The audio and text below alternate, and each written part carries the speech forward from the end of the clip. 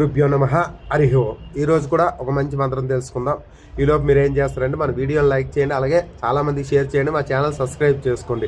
ఈరోజు కూడా మార్గశిర మాసంలో ఆఖరిలో మీకోసం ఒక మంచి మంత్రం లక్ష్మీదేవిది తెలియజేస్తున్నాను, తెలుసుకోండి. శ్రీమాత్రే నమః. ఓం ఐం హ్రీం శ్రీం శ్రీమాత్రే నమః. లక్ష్మీదేవి యొక్క మంత్రం తెలుసుకుందాం. ఓం ఐం హ్రీం శ్రీం శ్రీమాత్రే నమః. ఈ మంత్రాన్ని ప్రతినిత్యం ఎంత వీలైతే అంత చదువుతుండండి. అలాగే ఓం హ్రీం నమ శివాయ అనే మంత్రాన్ని కూడా ఎంత వీలైతే అంత చదువుతూ ఉండండి. లక్ష్మీదేవే మనకు అన్నీ ఇస్తుంది కాబట్టి అమ్మవారి యొక్క మంత్రాలు మనం ఎన్నైనా చదువుకోవచ్చు, చదువుకుంటే తప్పులేదు. చదువుకోవడం వల్ల మనకి జ్ఞానం పెరుగుతుంది, మనకి ఆ ఆధ్యాత్మిక శక్తి వస్తుంది అనమాట.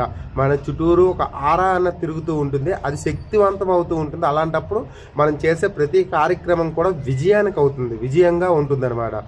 ఏదైనా అవ్వచ్చు, ఆడవాళ్ళైనా మగవాళ్ళైనా, ఏ పని అయినా సరే చిన్న పనిగా చూడకూడదు. ఇంట్లో ఉన్న వాళ్ళైనా బయట పని చేస్తున్న వాళ్ళైనా సరే అందరూ కూడా ప్రతి పని కూడా ఒక నియమంతో మనం చేస్తే దాంట్లో మనం వృద్ధి చెందడానికి అవకాశం ఉంటుంది. అందుకనే అమ్మవారి యొక్క మంత్రం ఈరోజు ఒకటి తెలుసుకుందాం. శ్రీమాత్రే నమః.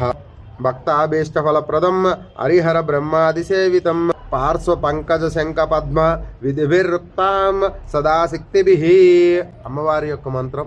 ఈ మంత్రం చదువుకుంటే సాక్షాత్తు బ్రహ్మ విష్ణు మహేశ్వరులే అమ్మవారిని సేవించారు. మనం అనగా ఎంత వాళ్ళని చెప్పండి. అందుకనే మనం కూడా అమ్మవారిని ఆ విధంగా సేవిద్దాం. వాళ్ళు ఎలా సేవించారో, బ్రహ్మాది విష్ణు రుద్రులు ఎలా సేవించారో మనం కూడా అలాగే సేవిద్దాం. అలా సేవించాలి అంటే అమ్మని నువ్వు తప్ప నాకు దిక్కు లేరు, నిన్నే నేను నమ్ముకున్నాను అనేటట్టుగా మనం ఉండాలన్నమాట. అలా నమ్ముకుంటే మనకు అన్నిట్లోనే మనకు విజయాలు అందుతాయి. మరోసారి మీకోసం. భక్తాభీష్టఫలప్రదాం హరిహర బ్రహ్మాదిసేవితాం పార్శ్వే పంకజ శంఖ పద్మ విధిభిర్యుక్తాం సదాశక్తిభిః. ఇది అమ్మవారి యొక్క మంత్రం. చూసి చదవండి, అక్కడ ఇస్తాను స్క్రీన్ మీద. చెప్పడం మర్చిపోయి ఉండొచ్చు ముందు, కానీ ఇప్పుడు కూడా చెప్తున్నాను, చూసే చదవండి. చూసి చదవడం వల్ల చాలా మంచిది, ఫలితం ఎక్కువగా వస్తుంది.